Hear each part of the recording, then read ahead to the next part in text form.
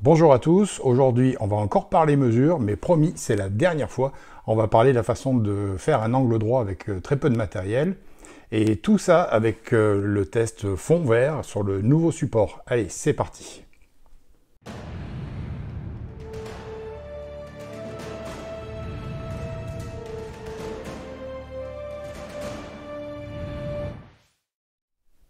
Donc ce qu'on va voir aujourd'hui, c'est justement la façon de faire, de tracer un angle droit avec peu de matériel, avec peut-être une ficelle et quelques petits bouts de bois, ou simplement des bouts de bois, ou avec un mètre, avec ce que vous voulez.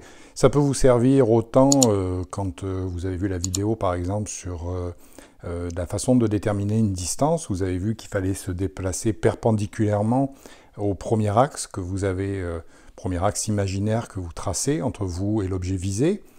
Ça va permettre donc de se déplacer perpendiculairement, donc à un angle de 90 degrés, mais ça peut vous servir aussi tous les jours dans la réalisation d'objets quelconques, pour mettre des plates-bandes, pour installer des dalles ou pour ce que vous voulez. À partir du moment où vous avez besoin de tracer un angle droit, vous allez pouvoir utiliser cette méthode relativement simple. Pour commencer, je vais vous expliquer simplement comment l'appliquer, et puis pour ceux qui sont intéressés, on ira un petit peu plus loin, je vous expliquerai comment ça fonctionne, donc quel est le principe de fonctionnement de la chose. Donc on va utiliser une relation que vous avez sûrement déjà vue. Rappelez-vous, quand vous étiez à l'école, donc sur un triangle avec un angle droit, on sait que le côté A au carré plus le côté B au carré est égal à C au carré.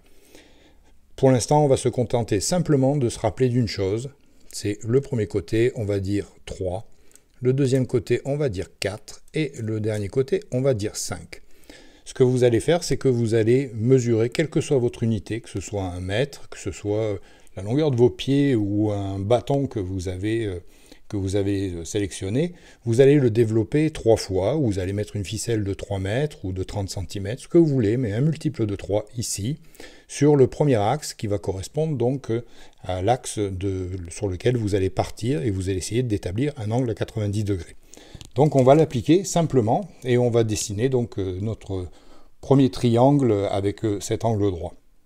Pour commencer, donc on va prendre un multiple de 3, je vais mettre 6 cm par exemple, ici, donc là je suis parallèle à l'axe visé ou à un chemin, une clôture, un mur, etc. Deuxième point, je vais prendre donc ce deuxième point ici, je vais faire ma ligne, donc cette ligne qui va être donc un multiple de 4, donc je vais prendre 8 cm, puisque là je suis en centimètres, et à 8 cm, je vais tracer donc un repère. Donc voici mes 8 cm ici, sur cette ligne qui est par là. Ça pourrait être fait avec une ficelle, donc si j'avais mis un poteau ici, j'aurais tiré ma ficelle donc à 4 mètres, ou bien à un multiple de 4, ou à 40 cm, ce que vous voulez.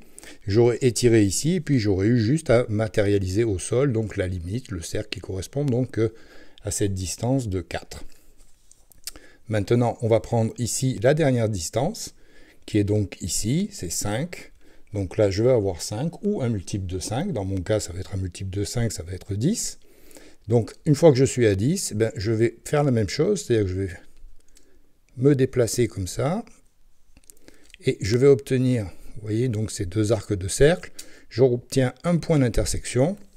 Il ne me reste plus qu'à le matérialiser par un trait, ici, et j'ai obtenu donc un angle droit, ici.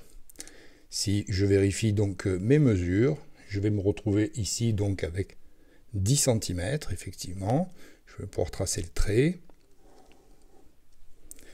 Donc je me retrouve donc avec des multiples de 3, de 4 et de 5. Donc mon multiple, ici, je l'ai multiplié par 2, donc j'ai 6 cm. Ici, donc j'ai multiplié par 2, j'ai donc 8 cm.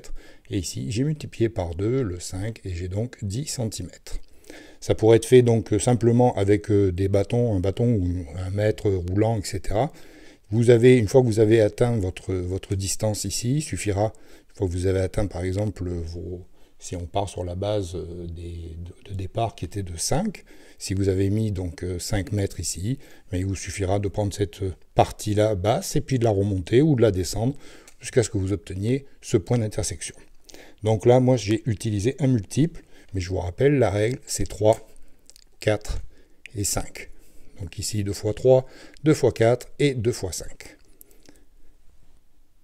Maintenant, pour les plus courageux, on va revenir donc sur ce petit schéma qui va nous permettre de comprendre comment ça va fonctionner.